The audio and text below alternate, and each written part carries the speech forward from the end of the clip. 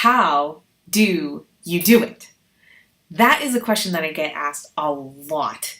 My name is Amanda Kaufman, and I am sharing with you my weekly video blog, Making It Happen, where I share with you things that can help you really, really crush it. So, how do you do it all?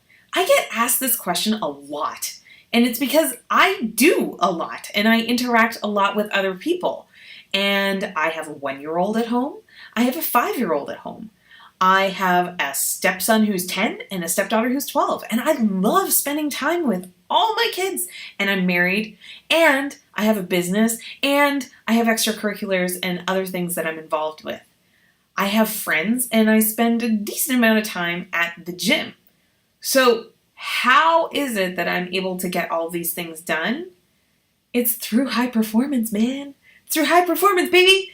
And, if you haven't asked me yet about what high performance coaching is, you definitely have to reply to this, let me know, drop a comment, send an email, send a carrier pigeon, and I will hook you up. Because if you're feeling frustrated that you're not getting the things done, or you're feeling frustrated that you're not really accessing that next level of your potential, then you definitely need to talk to me. But I digress. This is my video blog. I'm not doing a sales pitch. I'm just telling you that high performance habits are how you get it done, truly, right? And these are habits that I've developed over the course of years of being really focused on the subject of productivity and high performance. And I want to share with you one of my super favorite tools, and that is the 5Ds. I have a 5D framework, and feel free to write this down, and also feel free to share this with your friends, because this is thebomb.com. You're going to love it. Okay. The first thing you should know is that you're using this tool, this framework, to evaluate your to-do list in your calendar, okay? You're looking at the things that you want to have done, and you're looking at your time, and you're looking at it through this framework, through this filter, okay? Here's the thing. I want you to use this filter like every day. And also, if you're just like, oh, I don't know if I need to do that thing or not, use the filter. And also each week, do your weekly review practice where you're using these 5 things. Okay, 5 Ds. You ready? Okay. The first D is, can you delete it? Like, do you have to actually even do it? There are things that I took on board when I was new in my career, new in my marriage, new in my roles, that I sort of assumed that I needed to take care of because, after all, I wanted to be ideal. I wanted to be perfect. I wanted to be so good. The truth is that most of those things were just total energy wasters, didn't really have an impact on anybody, and was more about feeding my own ego. So, delete the things that are truly unnecessary. And that's going to require you to get pretty clear on what is important to you in your life. But trust me, when you get in the habit of deleting the things that are just not that important, you're going to feel liberated. Okay, so that's the first D. Delete it. The next D is digitize, baby. You can automate a shocking number of things in your life. The technology today is insane. So if you can digitize, do it. Now, here's an easy thing that everyone has access to and a lot of people don't do, which I can't even, right? Auto bill pay, right? Set up your bills to get paid on time automatically without you being involved.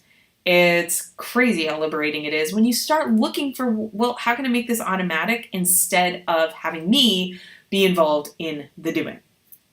Delete, digitize. Next question, delegate. Can you actually delegate this? Are you the best person to be doing this task? Now, this is something that people really struggle with, and I want you to know it's okay to delegate to someone else who that's their genius zone, that's their speciality. It's okay to delegate. And delegation doesn't mean abdication, right? You don't have to be not involved.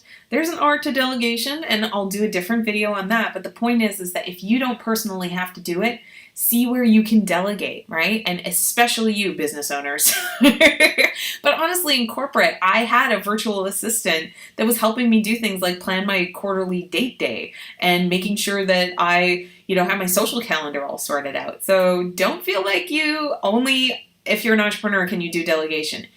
Absolutely everyone can, and I encourage it. So delete, digitize, delegate. The third D is defer. So if you can't delegate it, you personally have to do it. You have full permission to procrastinate if you are doing it intentionally. And I think that's the thing. Procrastination gets a bad rap because we think, oh, I can't procrastinate. That's like super bad, right? Except for if it's helping you with your focus and you have a time block set aside to do that thing later when it's not now. There's nothing wrong with deferring.